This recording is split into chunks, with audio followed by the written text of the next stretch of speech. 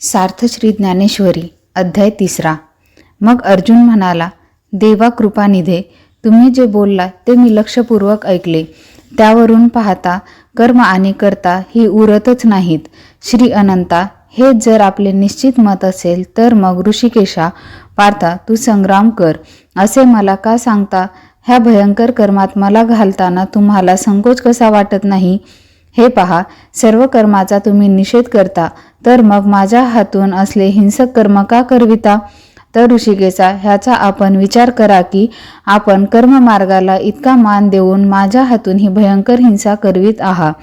देवा, तुम्हीच जर असे बोलू लागला तर आम्ही अज्ञानांनी काय करावे? तर आता विचारांची गोष्ट संपलीच असे म्हटले पाहिजे. अज्ञान घालविण्याकरता जर असा संदिग्ध उपदेश कराल तर ह्याहून भ्रम निराळा कोणता? आता आमची आत्मबोधाची इच्छा पूर्ण झाली म्हणावयाची. मला सांगा की वैद्य हा रोग्याची प्रकृती पाहून त्यावर पथ्याची योजना करून गेल्यावर जर आपण होऊनच औषधात विष घालील तर रोग्याने जगावे कसे? ज्याप्रमाणे आंधळ्यास आड वाटेला लावावे किंवा माकडाला मद्य पाजावे, तसा आपला हा उत्तम उपदेश आम्हाला चांगलाच फळला. श्रीकृष्णा, मला आधीच काही समजत नाही, त्यातून मी ह्या मोहाने ग्रस्त झालो आहे, म्हणून तुम्हाला विचारांची गोष्ट पुसली. तो तुमचे आपले एक एक नवलच, तुमच्या उपदेशात साराच घोटाळा. तर शरणागताशी असे का वागावयाचे? आम्ही काया वाचा मने करून आपल्या बोलण्यावर भरवसा ठेवावा, आणि तुम्ही जर असे करू लागला तर मग आटोपलेच म्हणावयाचे. अर्जुन म्हणतो, आता अशा प्रकारे जर आपण बोध करीत असला तर मग आमचे चांगलेच करीत आहात. तर आता ज्ञानाची आशा कशाला पाहिजे? ज्ञान संपादन करण्याची हौस संपली, परंतु उलटे एक असे झाले की माझ्या मनाची स्थिरता जाऊन ते जास्त घोटाळ्यात मात्र पडले. त्याप्रमाणे श्रीकृष्ण, तुमची लीला आम्ही काही जाणू शकत नाही. ह्या उपदेशाच्या मिशाने जर आपण माझे मन पाहत असाल तर कोण जाणे? किंवा मला फसवीत आहात का गूढ अर्थाने ब्रह्मस्वरूप सांगत आहात ह्याचे अनुमान करता खरे काहीच कळत नाही. म्हणून देवा ऐका, हा गूढार्थ न सांगता जे काही आपला विचार असेल तो स्पष्ट सांगा. श्रीकृष्णा, मी अतिशय मंदबुद्धी आहे, तेव्हा अशा मलाही चांगलेच समजेल असे एक निश्चयात्मक बोलणे आपण बोला. असे पहा, औषध देऊन रोग तर नाहीसा व्हावा, परंतु ते औषध मधुर व रुचकर असावे. त्याचप्रमाणे सर्व अर्थाने परिपूर्ण व आचरणास योग्य असे तत्व आपण सांगा, पण ज्या रीतीने माझ्या मनाला त्याचा पूर्ण बोध होईल त्या रीतीने सांगा. देवा, तुमच्यासारखा गुरु मला मिळाला असता आज मी आपल्या मनाची इच्छा का न तृप्त करून घ्यावी? ह्या ठिकाणी मी भीड कोणाची धरावी? तू माझी माऊली आहेस. असे पहा की देवयोगाने कामधेनूचे दुभते प्राप्त झाल्यावर इच्छित मागण्यास का कमी करावे? किंवा चिंतामणी हाती आल्यावर मग इच्छित वस्तू मागण्याचे संकट का पडावे? आपल्याला जे अपेक्षित असेल ते का न मागावे? पहा की अमृत सिंधूचे काठी उभे राहून अमृत न पिता जर तहानेने व्याकुळ व्हावे तर मग अमृत सिंधूजवळ येण्याचे श्रम तरी का घ्यावे? त्याचप्रमाणे हे कमलापते, तुझी जन्मोजन्मी उपासना करिता करिता दैवयोगाने आज जर तुझी आम्हास प्राप्ती झाली आहे तर मग परमेश्वरा, आपल्याच इच्छेने तुमच्यापाशी आम्ही मागणे का मागू नये? देवा, आज मनातील हेतू पूर्ण होण्याचा उदयकाल आला आहे. हे पहा, आज माझ्या सर्व इच्छा परिपूर्ण होऊन व माझे पूर्व पुण्य फळास येऊन सर्व मनोरथ सिद्धीस गेले. कारण कल्याणाचे आदिपीठ व सर्व देवांचे देव जे तुम्ही, ते आज आमच्या अधीन झाला आहात. आईचे स्तनपान करण्यास मुलगा जशी वेळ अवेळ ह्याची अडचण नसते, त्याप्रमाणे देवा कृपानिधे मी तुम्हाला माझे इच्छेनुरूप विचारित आहे. अर्जुन म्हणतो, म्हणून देवा, इहलोकी आचरणास योग्य व परलोकी हितकारक अशी एक निश्चित गोष्ट सांगा. हे बोलणे ऐकून श्रीकृष्ण आश्चर्याने म्हणतात, अर्जुना, तुला जो सांगितला तो गर्भितार्थ आहे. ईश्वरार्पण कर्ममार्ग सांगताना प्रसंगानुसार जो ज्ञानमार्गाचा महिमा आहे आम्ही सांगून गेलो, तो आमचा हेतू तू जाणला नाहीस, म्हणून व्यर्थ शोभलास. तेव्हा आता हे ध्यानात ठेव की ज्ञानयोग आणि कर्मयोग दोन्ही मार्ग मीच सांगितलेले आहेत. हे वीरश्रेष्ठा, ऐक, ह्या पृथ्वीवर हे दोन्ही संप्रदाय माझ्यापासूनच पूर्वापार प्रकट झाले आहेत. जड चैतन्याचा विचार करणारे ज्याचे आचरण करतात व ज्या योगाने ब्रह्मरूपाची ओळख होताच क्षणीच ते तद्रूप होऊन जातात, त्या एका संप्रदायाला ज्ञानयोग म्हणतात. दुसऱ्यास कर्मयोग म्हणतात. त्या योगात तत्पर असे मुमुक्षुजन अवकाशाने ज्ञानोत्तरकाली मोक्षास पावतात. तयार असलेल्या व तयार करून घेतलेल्या अन्नाच्या भोजनापासून जशी सारखीच तृप्ती होते, तसा ह्या दोन्ही मार्गांचा परिणाम एकच आहे. किंवा पूर्व पश्चिम दिशांकडे जाणाऱ्या नद्या पाहिल्या तर भिन्न दिसतात, परंतु समुद्रात मिळण्याच्या वेळी अखेरीस त्या जशा एकत्र होतात, तशी ही दोन्ही मते एकाच तत्वाची सूचक आहेत, परंतु त्यांची उपासना उपासकाच्या योग्यतेवर अवलंबून आहे. असे पहा, पक्षी एका उड्डाणाबरोबर झाडाच्या फळास धरतो, पण त्याच्या वेगाने मनुष्यास ते फळ कसे प्राप्त करून घेता येईल सांग बरे. तो हळूहळू फांदीवरून मार्ग क्रमिता काही वेळाने फळावर खरोखर जाऊन पोहोचेल. त्याप्रमाणे ज्ञान मार्गाचे जे आचरण करीतात ते ज्ञानी विहंग मार्गाने तत्काल मोक्ष प्राप्त करून घेतात. इतर योगी कर्म मार्गाने पिपीलिका मार्गाने विहित वर्णाश्रम धर्माचे आचरण करून अवकाशाने ज्ञानोत्तर काली मोक्ष प्राप्त करून घेतात. कोणीही मनुष्य विहित कर्मे टाकून जर सिद्ध ज्ञानी होऊ म्हणेल तर निश्चयाने त्याला तसे होता येणार नाही. अर्जुना, जे ज्याला विहित कर्मे करावयाची ती टाकल्याने तो कृतार्थ होईल असे म्हणणे हा केवळ वेडेपणा होय. नदी दुथडी भरली आहे व ती उतरून पलीकडे जाण्याचे जेथे आवश्यकता आहे तेथे नावेशिवाय जाऊ म्हटले तर कसे जाता येईल सांग बरे. किंवा भोजनापासून जो तृप्तीची इच्छा करतो त्याला स्वयंपाक न करता अथवा तयार असलेले अन्न न खाता ती कशी प्राप्त होईल. जोपर्यंत निरीच्छपणा प्राप्त झाला नाही तोपर्यंत खटपट ही केलीच पाहिजे. तोच प्राप्त झाला म्हणजे आत्मसंतोषात प्राणी सहज गुंतून जातो. म्हणून प्रार्था, ज्याला मोक्षप्राप्तीची इच्छा आहे त्याला विहित कर्माचरण कधीही सोडता येत नाही आणि आपापले गरजेप्रमाणे कर्माचा स्वीकार व त्याग करू म्हटल्यानंतर तो होईल काय, हे बोलणे व्यर्थ भळकल्यासारखे आहे. ह्याचा नीट विचार करून पाहिला तर कर्म टाकल्याने कर्माचा त्याग होत नाही असे पक्के समज. जोपर्यंत मायेचे वास्तव्य आहे तोपर्यंत कर्म स्वीकारणे अगर टाळणे हे बोलणे अज्ञानपणाचे आहे. कारण ह्या जीवाच्या हातून जो व्यापार होतो तो मायेच्या गुणानुरोधाने सहज होतो. जेवढी विहित कर्मे आहेत तेवढी सगळी जरी त्रासाने सोडली तरी इंद्रियांचे स्वभाव धर्म नाही तसे होतात का. कर्मत्याग केला म्हणून कानांचे ऐकणे बंद झाले का, डोळ्यांची दृष्टी गेली का, नाकाची भोके बुजून जाऊन वास येईनासा झाले काय सांग. किंवा प्राणापान वायूंची गती बंद झाली का, मन हे कल्पनारहित झाले का, भूक तहान ह्यांची इच्छा नाहीशी झाली अथवा निद्रा व जागृती ह्या अवस्था बंद झाल्या किंवा पाय चालणे विसरले. इतकेच नव्हे परंतु जन्म मरण तरी चुकले आहे काय. मग हे इंद्रियांचे व्यापार जर बंद राहत नाही तर मग सोडले ते काय. म्हणून देहाभिमानाला कर्माचा त्याग करता येणार नाही. कर्म हे पराधीन असल्यामुळे प्रकृतीच्या गुणानुरोधाने घडते. ह्यास्तव मी कर्म करीन अगर सोडीन असे समजणे व्यर्थ होय. पहा की रथात बसल्यावर मग जरी स्तब्ध बसून राहिले तरी तो रथाच्या अधीन असल्यामुळे रथाचे फिरणे म्हणजे तोच फिरला असे होते. किंवा झाडाचे वाळलेले पान निश्चेष्ट असतानाही ज्याप्रमाणे वायूच्या वेगाने उडून आकाशात भ्रमण करीते त्याप्रमाणे मायेच्या आधाराने व कर्मेंद्रियाच्या विकाराने निष्कामही नेहमी कर्म करतो. म्हणून जोपर्यंत मायेचा संग आहे तोपर्यंत कर्माचा त्याग घडत नाही. असे असूनही जे कर्माचा त्याग करू म्हणतात त्याचा तो रिकामा आग्रह होय. जे योग्य कर्मे टाकून व कर्मेंद्रियांचे दमन करून कर्मातीत होऊ इच्छितात त्यांना कर्मत्याग घडत नाही, कारण त्यांच्या मनांमध्ये कर्मे करण्याविषयी वासना जागृत असते. कर्मत्याग केला असे वरवर दाखविणे ही खरोखर विटंबना होय.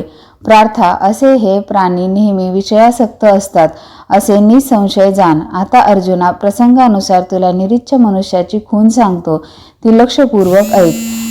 जो अंतर्यामी चल व परमात्म्याच्या ठिकाणी तल्लीन तथापि बाह्यातकारी लोकाचाराप्रमाणे वागणारा, तो इंद्रियांना आज्ञा करीत नाही, विषयाची भीती बाळगीत नाही आणि ज्या ज्या वेळेस जी जी कर्मे करावयाची ती ती कर्मे टाकीत नाही. कर्मेंद्रियाकडून कर्मे होत असतात तो त्यांना आवरीत नाही. तो वासनेने आकळला जात नाही व त्याच्या मनाला मोहाची बाधा होत नाही. कमळाचे पान जसे रात्रंदिवस पाण्यात असून पाण्याने भिजत नाही, त्याप्रमाणे संसारामध्ये राहून तो इतर जणांसारखा दिसतो. ज्याप्रमाणे पाण्याच्या संगतीने सूर्यबिंब पाण्यात दिसते, त्याप्रमाणे वरकांती पाहता तो मनुष्य साधारणसा दिसतो. बाकी निश्चयाने त्याची आत्मस्थिती ओळखता येत नाही. अशा गुणांनी जो युक्त असेल व जो निरीच्छ असेल तोच मुक्त असे तू समज. अर्जुना, तोच योगी व तोच जगात स्तुतीस पात्र असतो. म्हणून तू असा हो असे मी तुला म्हणतो. तू आपल्या मनाला आवरून धर व अंतर्यामी स्थिर बुद्धी हो. मग कर्मेंद्रिये खुशाल आपापले व्यापार करोत. म्हणून कर्मरहित होणे हे ह्या संसारात असंभवनीय आहे. मग शस्त्रविरुद्ध आचरण का करावे ह्याचा विचार कर. म्हणून जे जे योग्य व समयानुसार प्राप्त झालेले कर्म असेल ते ते तू निष्काम बुद्धीने कर. पार्था, आणखी एक कौतुक तुला माहीत नाही ते हे की निष्काम बुद्धीने केलेले हे कर्म कर्मापासून म्हणजे संसारातून सोडविणारे होते. पहा की अधिकाराप्रमाणे स्वधर्माचे जो आचरण करतो तो त्या आचरणानेच निश्चय करून मोक्ष पावतो.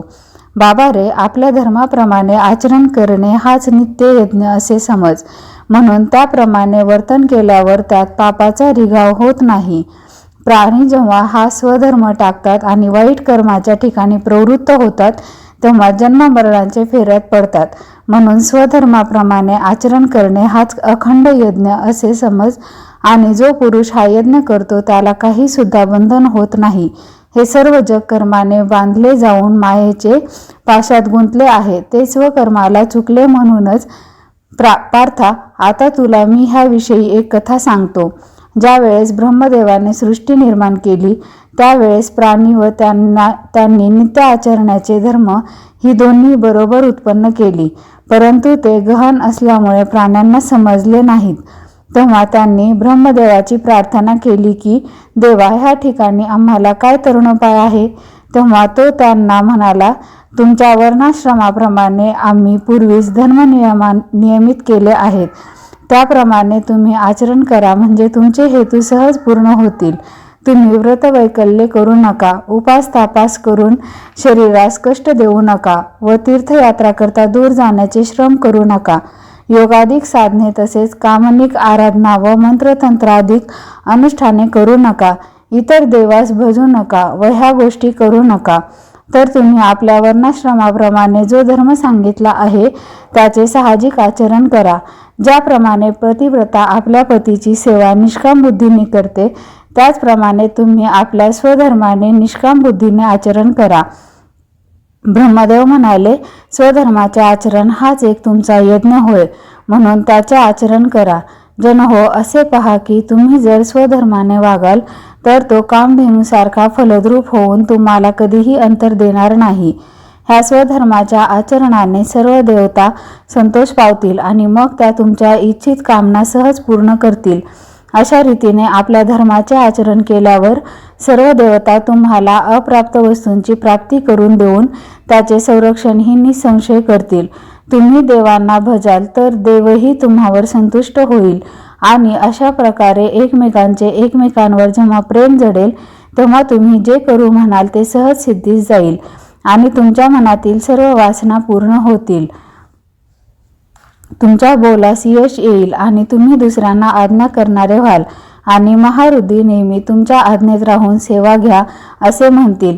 वसंत ऋतूचे द्वारात आगमन ज्याप्रमाणे वर्णशोभ ही आपल्या फलपुष्पाभराच्या लावण्याने निरंतर वास करीते त्याप्रमाणे तुम्ही जेथे असाल तेथे सर्व सुखासह मूर्तिमंत देव तुमचा शोध करीत येतील.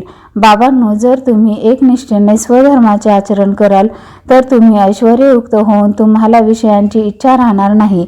सकल संपत्ती प्राप्त झाली असता विषय सेवण्याचे गोडीला लंपट होऊन इंद्रियांची तृप्ती करण्यात जो काळ घालविला व यज्ञाने संतुष्ट झालेल्या देवांनी जी ही आपणास पूर्ण संपत्ती दिली आहे त्या संपत्तीने व स्वधर्माचरणाने जो ईश्वरास भजणार नाही, जो अग्नीत आहुती देणार नाही, देवता पूजन करणार नाही, अतिथीस यथाकाळी अन्नदान वगैरे करणार नाही अथवा गुरुभक्तीला जो कंटाळेल, अतिथीचा आदर सत्कार करणार नाही व आपल्या जाती संतोष देणार नाही, असा जो स्वधर्माचे आचरण करीत नाही श्रीमंतीने ज्याला गर्व ताठा भरला आहे आणि जो केवळ विषयासक्त झाला आहे त्याला महत् संकटे येतात. त्या योगाने जवळ असलेले ऐश्वर्य नाहीसे होते आणि असलेले भोग सुद्धा भोगवत नाहीत. ज्याप्रमाणे आयुष्य संपलेल्या शरीरात जीव वास करत नाही किंवा करंट्याच्या घरी लक्ष्मी वास करत नाही, त्याप्रमाणे स्वधर्माचा लोभ झाला म्हणजे सुखाचे आश्रयस्थान नष्ट झाले म्हणून समजावे.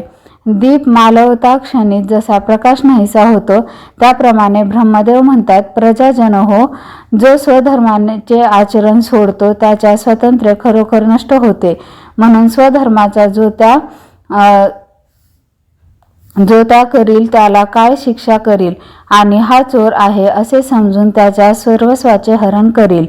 मग रात्र झाल्यावर स्मशानाला जशी भूते वेढतात तशी सर्व संकटे त्याच्याजवळ येऊन त्याला वेढतात. तसेच त्रिभुवनातील सर्व दुःखे आणि हजारो प्रकारची पातके आणि झाडून सर्व दारिद्र्य ही त्याचे ठिकाणी वास करीतात. जन हो, ह्याप्रमाणे त्या उन्मत्त मनुष्याची स्थिती होते आणि अशा प्राण्यांना कल्पांतीही दुःखे सोडित नाहीत. ब्रह्मदेव प्रजेला असा बोध करतात की म्हणून आपला स्वधर्म सोडू नका आणि इंद्रियांना स्वैरवर्तन करू देऊ नका. ज्याप्रमाणे जलचराला पाण्यातून बाहेर काढल्याबरोबर लागलीच मृत्यू येतो, त्याप्रमाणे स्वधर्माचा विसर पडला म्हणजे प्राणी अधपात पावतो. ब्रह्मदेव म्हणतात, म्हणून तुम्ही सर्वांनी आपल्या धर्माप्रमाणे कर्म करण्यास नेहमी तत्पर राहावे. हे पहा, जो विहित कर्माचे निष्काम बुद्धीने आचरण करण्यामध्ये असलेल्या संपत्तीचा विनियोग करतो, आपले गुरु, आप्त व अग्नी ह्यांची पूजा करतो आणि आलेल्या ब्राह्मणाची सेवा करतो व आपल्या पितरांच्या श्राद्ध तिथी वगैरे पाळतो आणि ह्याप्रमाणे विहित कर्माचरण व पंचमहायज्ञादी करून जे यज्ञशेष बाकी राहील ते सुखाने आपण कुटुंबासह सेवन करतो, त्याच्या सर्व पातकांचा त्या यज्ञशेष सेवनामुळे नाश होतो. अमृताचे सेवन केल्यापासून ज्याप्रमाणे महारोगाचा नाश होतो, त्याप्रमाणे या यज्ञावशिष्ट अन्नाचे सेवन केल्याने त्याची दुःखे नाही तशी होतात. जशी ब्रह्मनिष्ठाला भ्रांतीपासून बाधा होत नाही, तशी जो हे यज्ञावशिष्ट अन्न सेवन करतो त्याला दोषापासून बाधा होत नाही. म्हणून स्वधर्माने संपादन केलेले द्रव्य स्वधर्मानेच खर्चावे आणि बाकी राहील त्याचा संतोषाने उपभोग घ्यावा. श्री मुरारी सांगतात, पार्था, अशी ही आद्य स्थिती आहे. ह्याशिवाय मनुष्याने अन्य मार्गाने वागू नये. जे पुरुष आपल्या शरीरासच आत्मा असे मानतात, विषयांचे सेवन हीच भोगवस्तू असे मानून त्याशिवाय दुसरे काही जाणत नाहीत, हे सर्व साहित्य यज्ञसंबंधी आहे हे न जाणून जे भ्रांतीत असतात आणि अहंकार बुद्धीने फक्त विषयोपभोगाचाच ज्यांची दृष्टी असते, जे आपणास आवडणारी उत्तम पक्वान्ने तयार करून आपणच त्याचे सेवन करतात, ते पापी असून पातकांचे सेवन करतात असे जाण. ही सर्व संपत्ती स्वधर्मरूप यज्ञाचे हवन द्रव्य आहे असे समजून ती स्वधर्म यज्ञानेच परमेश्वरास अर्पण करावी. हे सर्व सोडून मूर्ख लोक आपल्याकरिताच नाना प्रकारचे पदार्थ तयार करवितात. ज्या अन्नापासून यज्ञाची सिद्धी होते आणि परमेश्वर संतुष्ट होतो ते हे अन्न सामान्य नाही. पण ह्या अन्नाला साधारण असे न समजता ते ब्रह्मरूप आहे असे समज, कारण सर्व जगाचे हे जीवित होय. अन्नापासून प्राणीमात्राची उत्पत्ती होते व पर्जन्यापासून सर्व ठिकाणी अन्न उत्पन्न होते. त्या पर्जन्याची उत्पत्ती यज्ञापासून आणि यज्ञाची कर्मापासून होते. कर्माची उत्पत्ती वेदरूप ब्रह्मापासून आणि त्या वेदाची उत्पत्ती परात्पर अविनाशी ब्रह्मापासून होते. म्हणून हे सर्व जग ब्रह्मापासून उत्पन्न झालेले आहे. पण हे सुभद्रापते एक कर्माची मूर्ती जो यज्ञ, त्यात वेद ब्रह्म निरंतर वास करीते. ह्याप्रमाणे धनुर्धरा, ह्या स्वधर्मरूपी यज्ञाची मूळ पीठिका तुला संक्षेपाने सांगितली.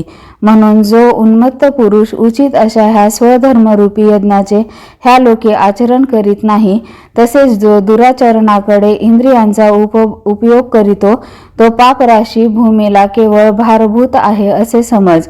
ज्याप्रमाणे अकाळी आकाशात आलेले ढग निरुपयोगी असतात, त्याप्रमाणे अर्जुना, या उन्मत्त मनुष्याची सर्व जन्मातील कर्मे निष्फळ होत. ज्याला स्वधर्माचे अनुष्ठान घडत नाही, त्याचे जिणे शेळीच्या गळ्यातील स्तनाप्रमाणे व्यर्थ होय. म्हणून पांडवा ऐक, हा स्वधर्म कोणी सोडू नये आणि सर्व भावाने ह्याचेच आचरण करावे.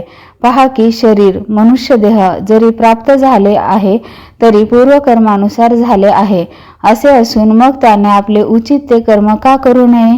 हे सव्यसाची हा मनुष्य देह प्राप्त झाला असता कर्म करण्याची ज्यांना खंती येते ते मूर्ख असे समज. हे पहा की देहाचे व्यापार चालले असूनही त्या कर्मामध्ये तोच लिप्त होत नाही की जी सदैव आत्मरूपी रममान असतो, कारण तो आत्मबोधाने संतोष पावलेला असल्यामुळे कृतकार्यच झालेला असतो, म्हणून सहजीच कर्मसंगापासून मुक्त होतो.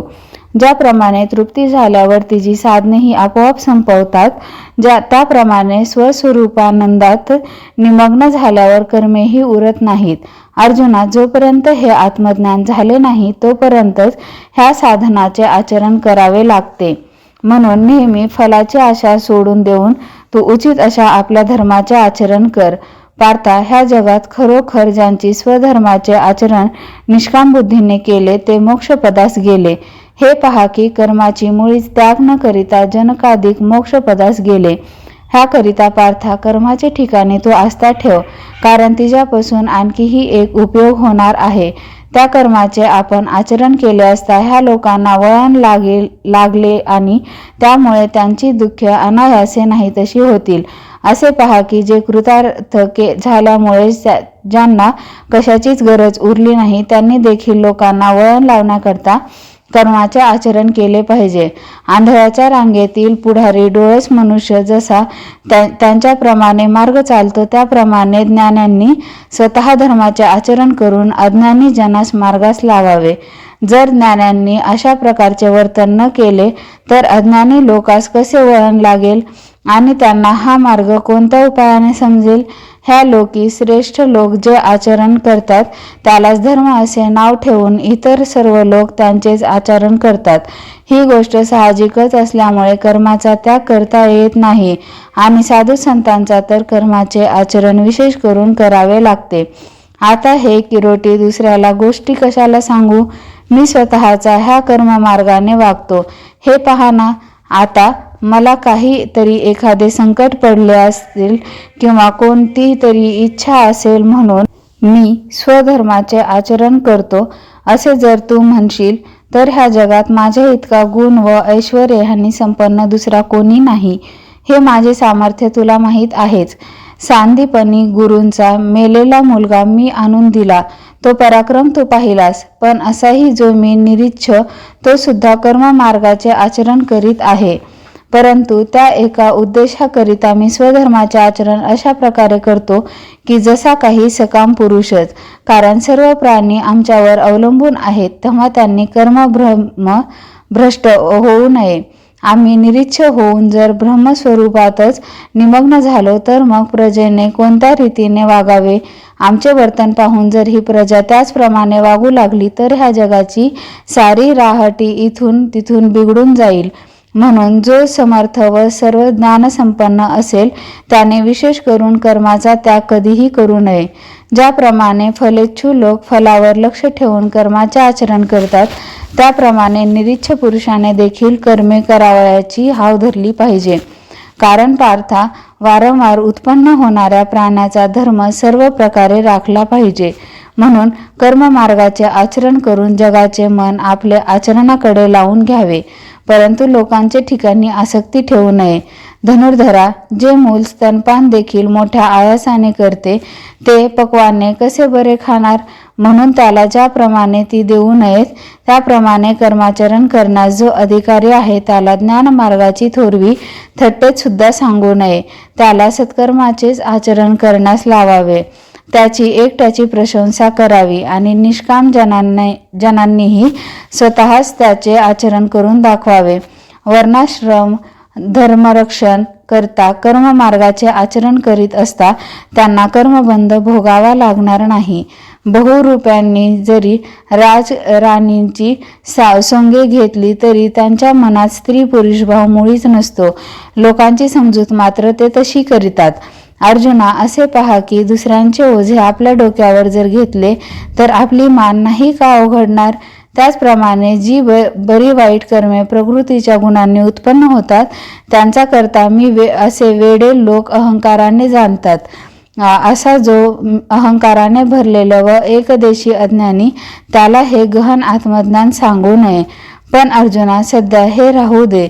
मी तुला एक हिताची गोष्ट सांगणार आहे, ती तू लक्षपूर्वक ऐक. ज्या ठिकाणी सर्व कर्मे उत्पन्न होते तो प्रकृतीचा विकार ज्ञानांच्या ठिकाणी मुळीच नसतो. ते ज्ञानी देहाचा अभिमान सोडून व गुण कर्मातीत होऊन देहात फक्त साक्षीत्वाने वागतात. म्हणून सूर्य ज्याप्रमाणे जगतावर प्रकाश पाडित असून जगाच्या कर्मांनी लिप्त होत नाही, त्याप्रमाणे ते जरी देह धारण करतात तरी देहकर्मांनी बद्ध होत नाहीत. प्रकृतीच्या अधीन होऊन जो वागतो, गुणाच्या सपाट्यात सापडतो, तोच कर्माने लिप्त होतो. इंद्रिय गुणांच्या अधीन होऊन आपापल्या व्यापारात वर्तत असतात. ते दुसऱ्यांचे कर्म मीच करतो असे तो मुद्दाम अंगावर घेतो. म्हणून सर्व विहित कर्माचे आचरण करून ती मला अर्पण करावी, पण चित्तवृत्ती मात्र सदैव आत्मस्वरूपी ठेवावी. ह्या कर्माचा मी करता आहे आणि अमुक फलासाठी हे मी करीत आहे असा अभिमान तू आपल्या चित्तात उत्पन्न होऊ देऊ नको. तू शरीराच्या स्वाधीन न होता सर्व इच्छा सोडून दे आणि मग सकळ भोग यथाकाली भोग. आता हातात धनुष्य घेऊन ह्या रथावर बैस आणि समाधान ठेवून व मायामोह सोडून वीरवृत्तीचा स्वीकार कर. जगात तू आपली कीर्ती वाढव, स्वधर्माचा महिमा वाढव आणि दुर्योधनाती दैत्याचा या भारापासून ह्या पृथ्वीला सोडव. पार्था, आता तू निशंक होऊन या युद्धाचे ठिकाणी लक्ष दे. ह्याशिवाय दुसरे काही बोलू नको. अर्जुना, ह्या माझ्या निश्चल मताचा जे मोठ्या आदराने स्वीकार करून त्याचे श्रद्धापूर्वक आचरण करतील ते देखील सकळ कर्माचे आचरण करून कर्मरहित आहेत असे जाण. म्हणून हे माझे मत निश्चयाने आचरण्यास योग्य आहे. नाहीतर देहाचे पाशात गुंतून व इंद्रियाचे लाड पुरवून जे माझे मताचा तिरस्कार करून टाकून देतात, जे त्याला सामान्य समजतात व त्याची थट्टा करतात किंवा वाचाळपणे ती व्याजस्तुती आहे असे म्हणतात, ते महारूपी मद्यपान करून भुकेलेले व विषयरूप विषाने व्यापलेले आणि अज्ञानरूपी चिखलात रुतलेले असे निसंशय समज.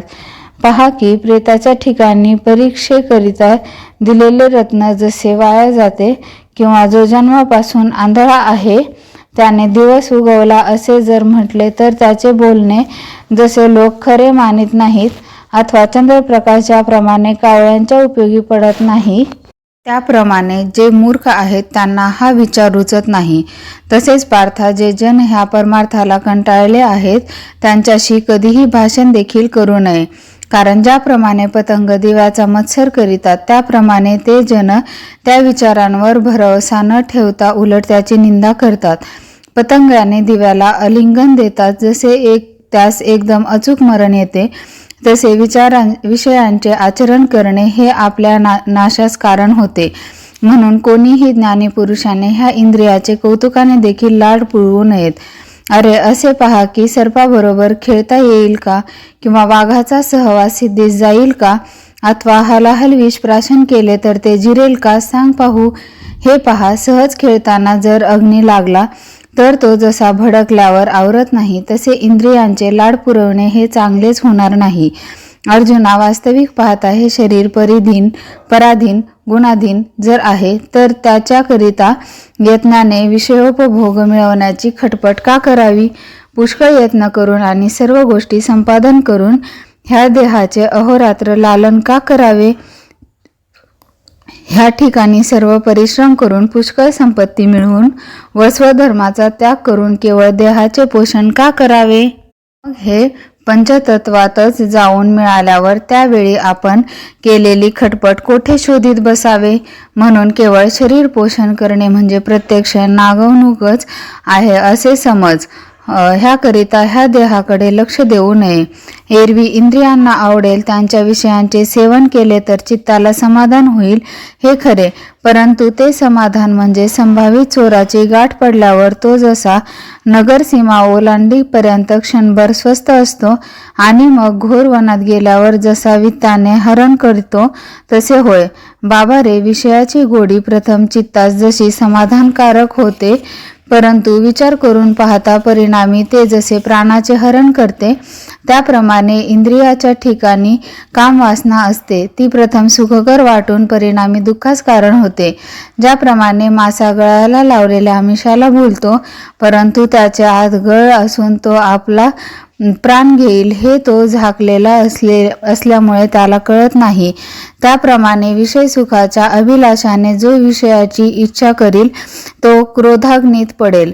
ज्याप्रमाणे पारधी मृगाला धरण्याकरिता चारी बाजूंनी मारण्याची संधी साधून वळवून आणतात, त्याप्रमाणे ह्या विषयांची तऱ्हा आहे. म्हणून पार्था, कामक्रोध हे घातक समजून त्यांचा संग तू करू नकोस आणि ह्या विषयांना थारा न देता मनाला त्याची आठवण देखील होऊ देऊ नकोस, परंतु मनाचे ठिकाणी आत्मबोधाची जागृती ठेव.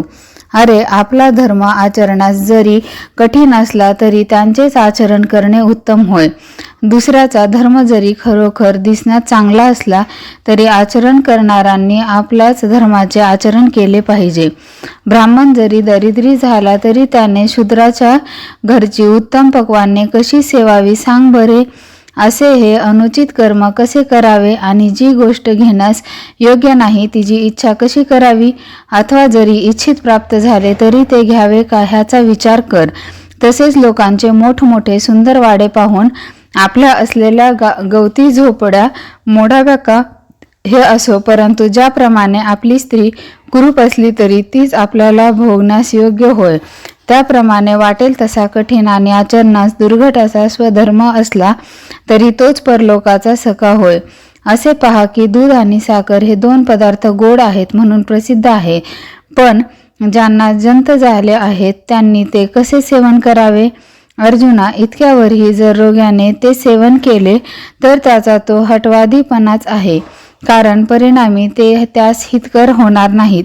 म्हणून आपले हित पाहणे असेल तर जे दुसऱ्यास उचित असून आपल्यास अनुचित आहे त्याचे आचरण करू नये. स्वधर्माचे आचरण करीत असताना जरी आपला जीव खर्ची पडला तरी तो दोन्ही लोकी खरोखर श्रेष्ठ असा मानला जातो. देवादिदेव श्री शार्ंगपाणी ह्यांचे हे भाषण ऐकून अर्जुन म्हणाला, देवा, माझी एक विनंती आहे. आपण जे मला आता सांगितले ते मी सर्व नीट ऐकले, तर आता मला जे काही पाहिजे आहे ते मी विचारतो. देवा, ज्ञान्यांची सुद्धा स्थिती भ्रष्ट होईल, हे भलत्याच मार्गाने जातात हे कसे. ते सर्वज्ञ असून व त्यांना हे उपाय माहीत असतानाही ते परधर्माचे आचरण का करतात. जसे आंधळ्या मनुष्यास धान्य आणि कोंडाही निराळे करता येत नाहीत, तसे क्षणभर डोळसासही का व्हावे. जे असेल संग सोडतात तेच पुन्हा संग करून तृप्त होत नाहीत व वनवासास जातात, तेही पुन्हा गावात येऊन राहतात. आपण लपून सर्व पापे चुकवितात, परंतु बलात्काराने त्या पापाचे ठिकाणी पाडले जातात. ज्या वस्तूची मनाने किळस घेतली आहे तीच पुन्हा प्रिय होते आणि जर तिला आपण चुकवू लागलो तर ती उलटी आपल्या पाठीस लागते. अर्जुन म्हणतो, देवा, अशा रीतीने बलात्कार ह्या शरीरात जो दिसतो त्याचा एवढा पुरस्कर्ता कोण ते सांग. तेव्हा हृदयास रमविणारा आणि योगी जन ज्याची निष्काम बुद्धीने इच्छा करीतात असा जो पुरुषोत्तम, तो म्हणाला, सांगतो ऐक. हे तर बाबा काम आणि क्रोध ह्याचे पाशी दयेचा लवलेश नाही. हे मूर्तिमंत कृतांत समजले जातात. हे ज्ञानरूप धनाच्या ठेवीवरील नाग व विषय खोऱ्यातील वाघ आणि भजन मार्गाचे मारेकरी मांग आहेत. देहरूपी किल्ल्यावरील मोठे दगड व इंद्रियरूपी गावाचे गावकुसू आहेत आणि सर्व जगात भ्रांती वगैरे उत्पन्न करण्याविषयी ह्यांचे प्राबल्य आहे. हे रजोगुणात्मक मनापासून उत्पन्न झालेले आहेत आणि आसुरी संपत्तीचे कारण होत आणि त्यांची पुष्टी अविद्या माया करीते. हे रजोगुणापासून झालेले आहेत खरे, परंतु तमगुणाचे फार आवडते आहेत. म्हणून तमगुणाने आपले वर्चस्व माजुरेपणा व अज्ञान ह्यास दिले आहे. हे जीविताचे शत्रू आहेत. म्हणूनच मृत्यूच्या नगरात हे मोठे श्रेष्ठ असे मानले जातात. ह्याच्या नुसत्या भुकेच्या इच्छेला हे विश्व एका घासाला देखील पुरत नाही आणि अशा ह्यांच्या व्यापाराची वृद्धी करीते. जिने सहज मुठी वळल्या असता त्यात मावण्याला 14 भुवनेही कमीच. ती भ्रांती ह्याची आवडती धाकटी बहीण आहे. ही भ्रांती केवळ भातुकली खेळता खेळता सहज तिन्ही लोक खाऊन टाकते आणि तृष्णा जी पुष्ट होते ही ती हिच्या दास्यत्वाच्या बलावरच. हे असो, पण ह्यांना मोहाने पूज्य मानले आहे आणि ज्या अहंकाराने सर्व जगाला नाचवून सोडले आहे त्या अहंकाराची ह्यांशी देवघेव आहे. ज्याने सत्याचा कोथळा फोडून त्यात असत्याचा पेंडा भरला त्या दंभाला ह्यांनीच जगात प्रसिद्धीला आणले. यांनी पतिव्रतारूप शांतीला लुबाडून घेऊन मायारूप मांगिनीला सजविले आणि तिच्याकडून साधूंचे समुदाय भ्रष्ट करविले. यांनी वैराग्याचा आश्रय नाहीसा केला, विवेकाचे चामडे लोळविले आणि उपशमाची जिवंत मान तोडिली. ह्यांनी संतोषरूपी वन तोडून टाकले, धैर्यरूपी किल्ले जमीनदोस्त केले आणि आनंदरूपी रोपटे उपटून टाकले. ह्यांनी ज्ञानाची रोपे फोडून टाकली, सखाचे नाव सुद्धा पुसून टाकले आणि प्राणीमात्राच्या हृदयात त्रिविध तापाची आग उत्पन्न केली. हे शरीराबरोबर घडलेले असून जीवाबरोबरच जडलेले आहेत, पण ब्रह्मादिकांना शोधा अंतीही सापडत नाही. हे ब्रह्मस्वरूपाच्या शेजारी आणि ज्ञानाच्या पंक्तीला वास करतात. म्हणून जगताचा महाप्रलय करण्यास प्रवृत्त होऊन कोणाला आवरत नाहीत. हे पाण्याशिवाय बुडवितात, आगीशिवाय जळतात आणि प्राण्याला न कळता ग्रासतात. हे शास्त्राशिवाय मारतात, दोराशिवाय बंधन करतात आणि तत्ववेत्यांना तर पैजेने आपल्या अधीन करून घेतात. हे चिखलाशिवाय रोवतात, पाशाशिवाय लोकांना बांधून ठेवितात आणि शरीराच्या इतक्या अंतर्यामी पोहोचल्यामुळे त्यांच्या साम्यतेनुसार दुसरे कोणी नाहीत. साप जसा चंदनाच्या मुळाला वेढून राहतो किंवा वारेच्या पिशवीने गर्भ जसा आच्छादित असतो अथवा प्रभेशिवाय सूर्य, धुराशिवाय अग्नी आणि मळाशिवाय आरसा ही ज्याप्रमाणे सापडावयाची नाहीत, त्याप्रमाणे कामक्रोधाशिवाय शुद्ध ज्ञान आमच्या दृष्टीस कधी पडले नाही. ज्याप्रमाणे कोंड्याने झाकलेलेच बीज उत्पन्न होते, तसे ज्ञान हे स्वतः जरी शुद्ध आहे तरी कामक्रोधांनी आच्छादित असते. म्हणूनच ते अगाध झाले आहे. अगोदर मुमुक्षूने ह्यांना जिंकून मग ज्ञान मिळवावे, पण रागद्वेषास जिंकणे फार कठीण आहे. ह्यांना मारण्याकरिता जे अवसान आणावे ते उलट त्यांनाच सहकार्य होते. लाकडे ज्याप्रमाणे अग्नीला सहाय्य करीतात, त्याप्रमाणे जे जे उपाय करावे ते ह्यांनाच सहाय्यकारी होतात. म्हणून ह्या जगामध्ये हठयोग्यांनी सुद्धा हेच जिंकतात. पण अर्जुना, अशाही संकटातून पार पडण्यास एक उत्तम उपाय आहे. तो तुला साधेल तर सांगतो. ह्याचे मूळ वास्तव्य इंद्रियाच्या ठिकाणी आहे आणि इंद्रियापासून कर्माची प्रवृत्ती होते. म्हणून त्या इंद्रियांना अगोदर जिंक. असे झाले म्हणजे मनाची धाव कुंठित होऊन बुद्धीची सोडवणूक होईल आणि मग तेथून ह्या दृष्टांचे बिराड मोडेल. ह्याप्रमाणे ह्यांच्या शरीरातील वस्ती मोडली म्हणजे हे खास मेले असे समज. ज्याप्रमाणे सूर्यकिरणांशिवाय मृगजल दृष्टीस पडावयाचे नाही, त्याप्रमाणे राग आणि द्वेष हे जर नाश पावले तर ब्रह्मरूपी स्वराज्यच हाती आले. मग तो आपले सुख आपण भोगतो. हीच गुरु शिष्यांची गुह्य गोष्ट. हेच जीवब्रह्माचे ऐक्य. ते तू स्थिर होऊन तेथून कधी हलू नको. संजय म्हणतो, राजा ऐक. सकल सिद्ध मुकुटमणी लक्ष्मीपती श्रीकृष्ण ह्याप्रमाणे बोलले. आता ह्यापुढे भगवान श्रीकृष्ण एक पुरातन कथा सांगतील. ती ऐकून अर्जुन प्रश्न करील. त्या कथेची योग्यता व रसिकपणा ही ऐकून श्रोत्यांना फार समाधान होईल. निवृत्तीचे दास जे ज्ञानदेव ते म्हणतात, बापांनो, आत्मज्ञानप्राप्तीच्या चांगल्या तयारीने तुम्ही कृष्णार्जुन संवाद ऐका. ज्ञानेश्वर माऊली, ज्ञानराज माऊली तुकाराम. अध्याय 3. निवृत्तीचे दास ज्ञानदेव माऊली यांच्या चरणी अर्पण.